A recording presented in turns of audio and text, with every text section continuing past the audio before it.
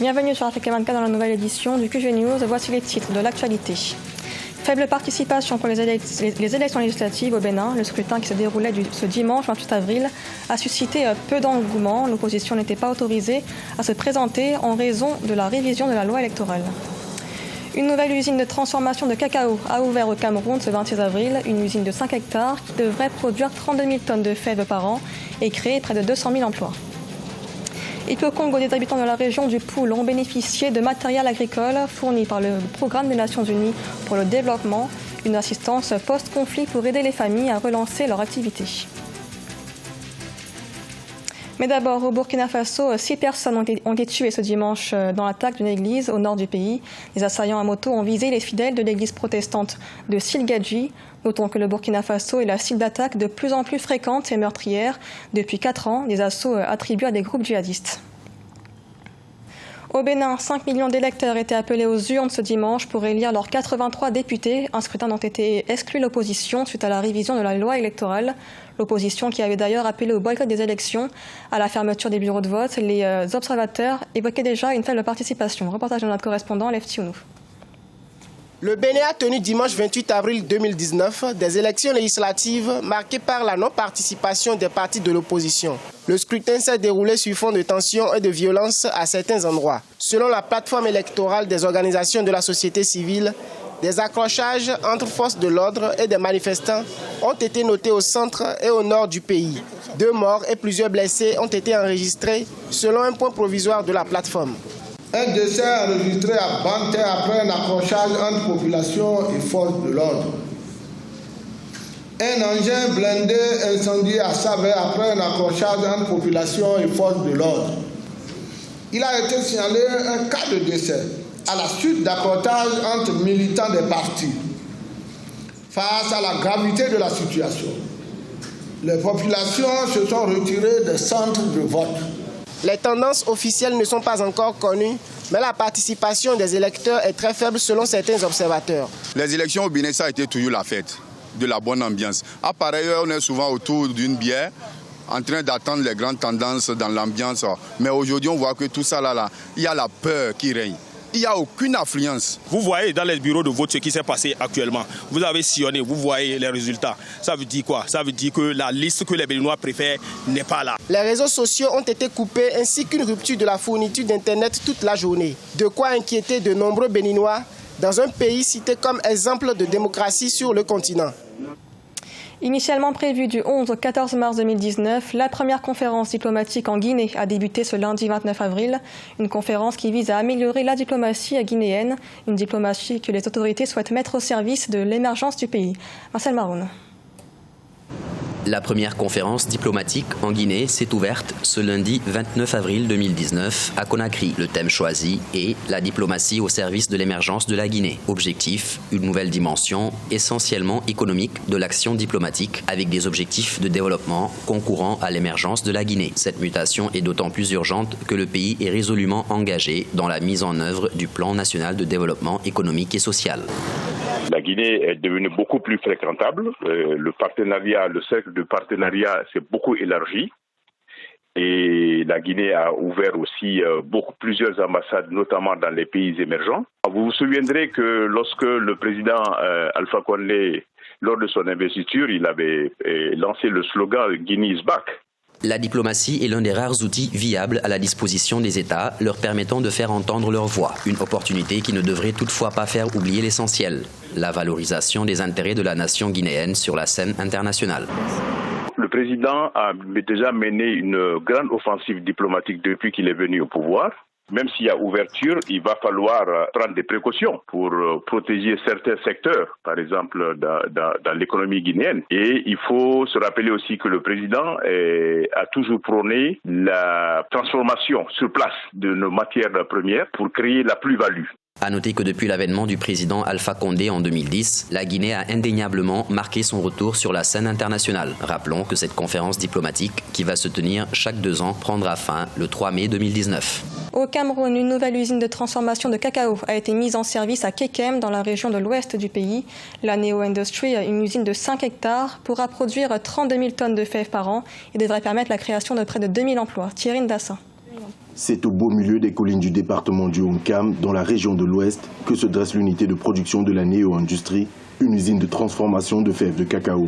Avec une capacité de production annuelle de 32 000 tonnes, le projet industriel qui s'étend sur 5 000 hectares est selon ses constructeurs un joyau dans l'industrie mondiale de la production cacaoyère. Et je suis assez fier parce qu'aujourd'hui, vous avez à Kekem la plus belle, la plus récente, la plus innovante des usines de traitement de fèves de cacao dans le monde entier. Vous faites énormément de jaloux, même si vous ne le savez pas, il y a énormément de jaloux. Avec un coût global de près de 54 milliards de francs CFA et plus de 2000 emplois directs et indirects, la transformation de fèves de cacao vise chaque année l'obtention de plus de 8000 tonnes de beurre, 10 500 tonnes de tourteau et 6400 tonnes de masse. C'est tous ces produits-là que nous allons exporter. L'essentiel de notre marché est le marché international, donc notre activité est essentiellement tournée vers l'export. Nous avons des marchés tels que les marchés asiatiques, les marchés de l'Europe, mais également les marchés nord-américains. En Afrique, nos marchés, c'est essentiellement l'Afrique du Nord, mais également l'Afrique du Sud et le Nigeria voisin. Prévu pour faire tourner ces machines 330 jours sur l'année, la Néo-Industrie n'a pas manqué d'annoncer un projet de mise en service d'une chocolaterie au courant de l'année 2020. Longtemps considéré comme le grenier de Brazzaville et la province du Pool au Congo, peine aujourd'hui à relancer son agriculture, un secteur touché par le conflit qui a secoué le département entre 2007 et 2017. Afin d'y remédier, le programme des Nations Unies pour le développement a fourni du matériel agricole à plus de 1000 ménages pour aider à relancer leur activité. Reportage de notre correspondant Eva Ponzo. Depuis le début de la crise du département du Pool, Fares, habitant du village Voula, à 13 km de Kinkala, a perdu tous les outils qui lui permettaient de cultiver la terre. Mais grâce à la remise du matériel agricole à 1400 ménages vulnérables dont il fait partie, il a retrouvé les moyens de relancer ses activités. En tant qu'agriculteur, c'est ce qui me manquait comme matériel.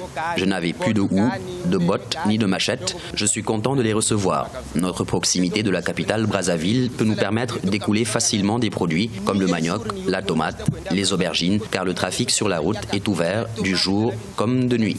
Les bénéficiaires de ces kits de matériel agricole ont été identifiés dans 35 villages du département du Pool. Cette initiative des partenaires du gouvernement congolais au lendemain de la crise du Pool doit permettre aux ménages bénéficiaires de retrouver les capacités de production des vivres dont ils ont besoin pour se nourrir. Comme tous les pays qui ont été secoués à un moment ou un autre de leur histoire par des conflits de ce type, le relèvement constitue une étape importante pour les populations qui cherchent à se refaire après qu'elles aient souvent tout perdu à cause du conflit, les logements, les infrastructures de base et surtout les actifs agricoles et autres moyens de production.